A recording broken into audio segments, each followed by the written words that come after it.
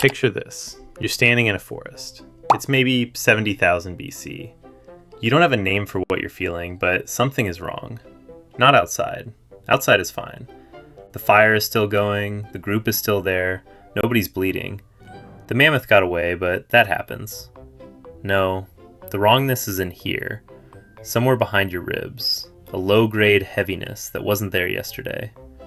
And you don't know what it is because nothing in your entire life has prepared you for this. You felt hungry. You felt cold. You felt the clean animal terror of being chased by something with bigger teeth than you. But this is something new. This is the world's first hangover from a moral decision. And the remarkable thing is that we have no idea when this happened. Not even close. We can date the first controlled fire to roughly 1 million years ago. We have needles from 50,000 years ago and cannabis residue from 2,500. But guilt? Guilt doesn't fossilize. It doesn't leave tool marks on bone or ash in a hearth. It is possibly the most important thing that ever happened to the human species, and we cannot find it in the ground. Here's the thing nobody tells you about guilt. It is not a design flaw. It is not weakness dressed up in evolutionary clothing. It is not the thing that therapy is supposed to fix, or that Stoics were supposed to transcend. Guilt, actual guilt, the specific, horrible feeling that you did something wrong to someone who didn't deserve it, is one of the most sophisticated cognitive achievements in the history of life on this planet. To feel guilty, you have to be able to hold a mental model of another person's experience. You have to understand that your actions had an effect on that person. You have to care about that effect, even when it cost you something. And you have to be able to sit with that discomfort rather than simply fleeing from it. That is not simple. That is not animal. Or rather, it is so profoundly animal, so specifically and strangely human, that it might be the thing that separates us from everything else, more than language, more than tools, more than fire. And yet, we treat it like a bug.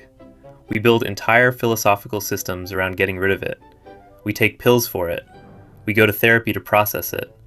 We write self-help books with titles that are essentially instructions for feeling less of it. Meanwhile, somewhere under all of that, there is a 70,000-year-old innovation that made civilization possible, sitting in your chest, doing exactly what it was designed to do. So when did it start?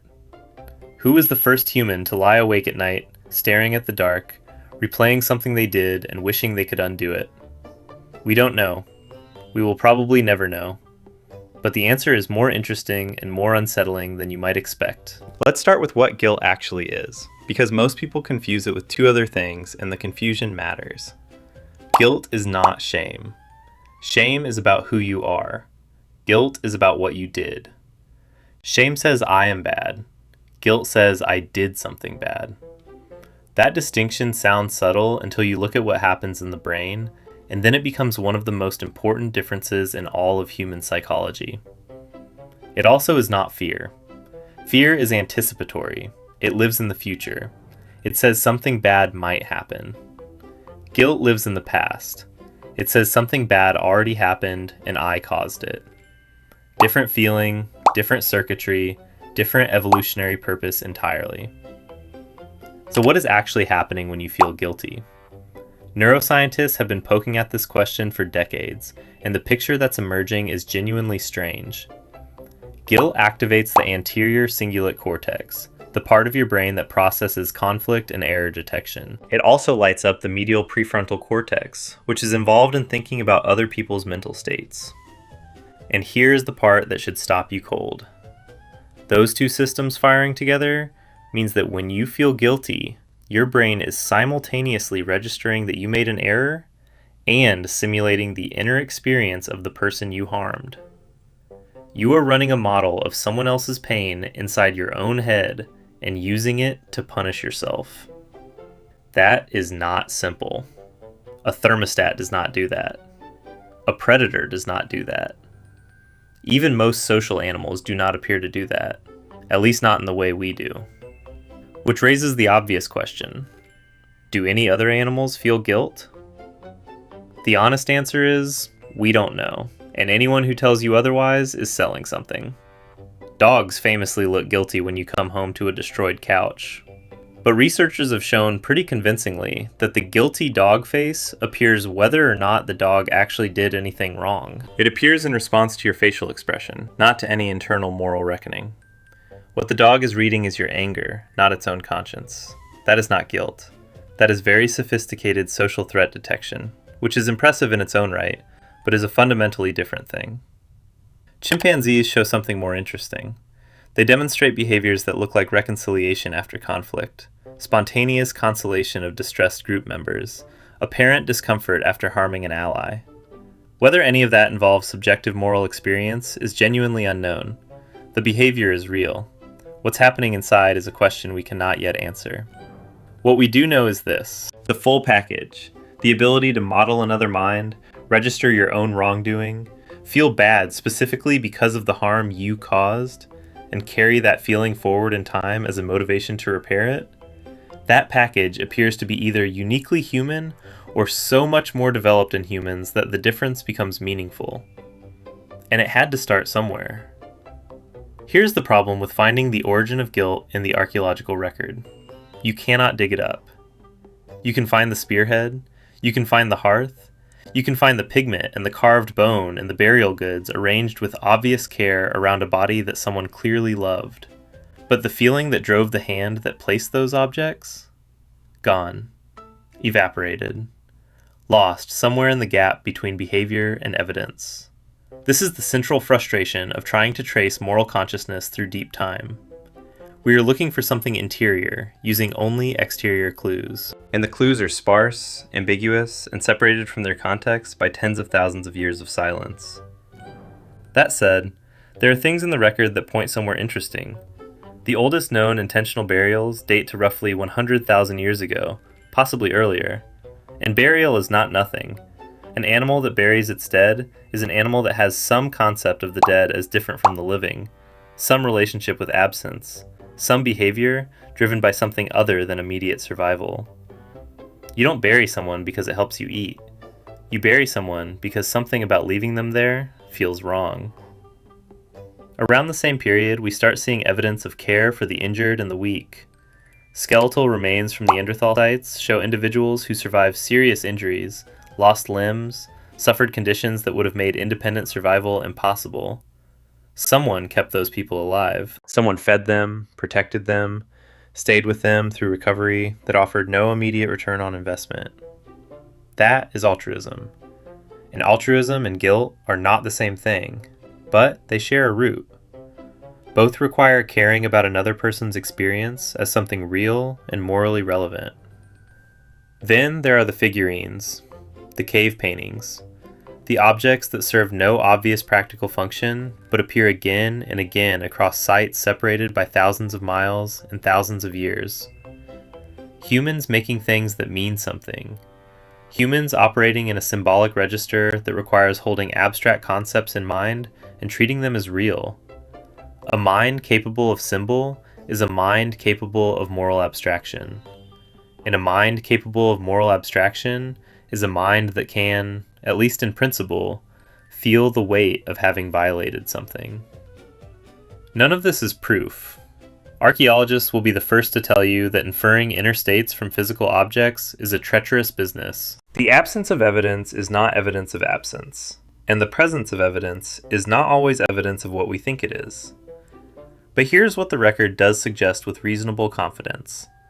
By the time modern humans were painting animals on cave walls and burying their dead with flowers and ochre and personal objects, something was already happening on the inside that went beyond simple stimulus and response. Something that looked, from the outside at least, a lot like conscience. Here's a question that should be sitting in the back of your mind by now. If guilt feels this bad, why did it survive?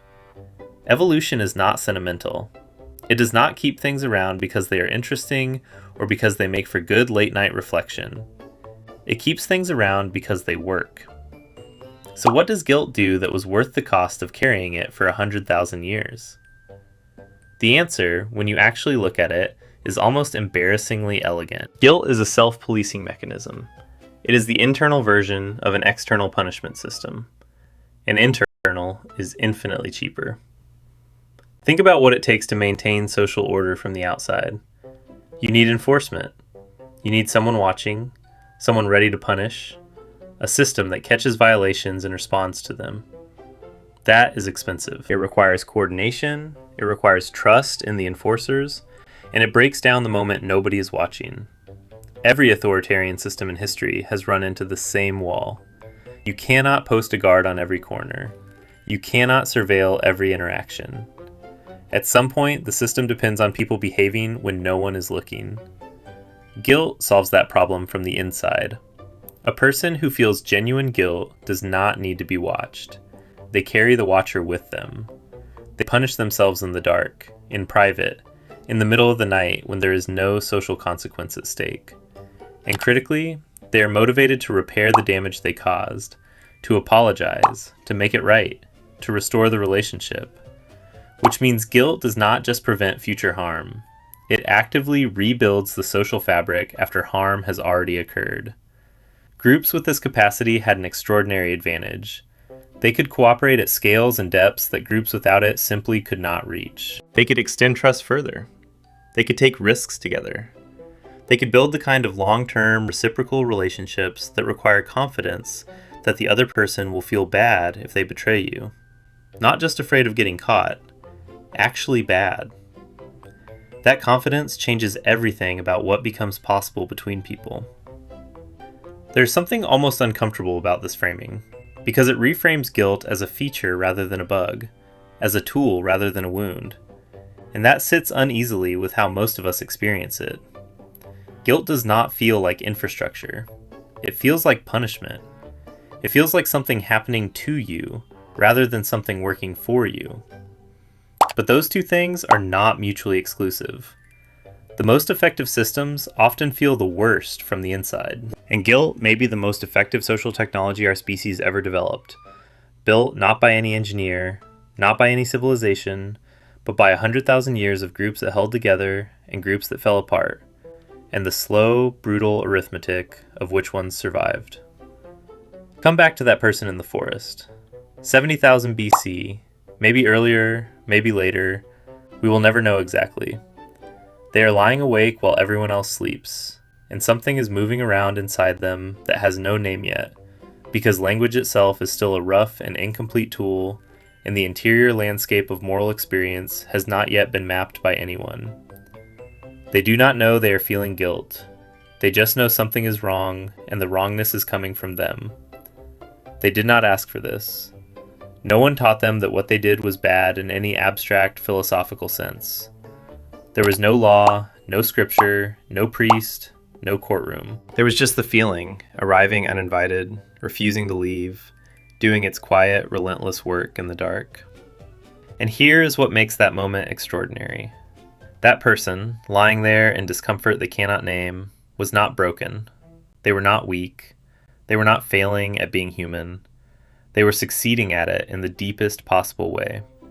Because the feeling that kept them awake was the same feeling that would eventually make it possible for strangers to trust each other, for cities to exist, for contracts to mean something, for a person to hand something valuable to someone else and reasonably expect to get it back. All of that, the entire architecture of human cooperation, runs on the same engine that was quietly turning over in that chest in the dark. We have spent a lot of time as a species trying to feel less guilty, and some of that project is legitimate and necessary. Guilt without repair is just suffering. Guilt applied to things that were never your fault is a different kind of damage. There is a version of guilt that is healthy and functional, and there is a version that becomes its own kind of pathology, and learning the difference is genuinely hard work. But in our rush to process guilt, to move through it and past it and out the other side, we sometimes miss what it is actually telling us. It is not noise, it is signal. It is the most ancient and honest feedback system you have access to, older than any moral framework you were raised inside of, older than any religion that shaped the culture you grew up in, older than writing, older than agriculture, older than the wheel. The next time you feel it, That specific heaviness, that low-grade wrongness that arrives after you have done something you wish you had not. Notice it before you try to fix it. You are not malfunctioning. You are running the oldest software our species ever wrote. And somewhere in a forest, tens of thousands of years ago, the first person to feel exactly what you are feeling right now did not know what it was either. They just knew it mattered. And they were right.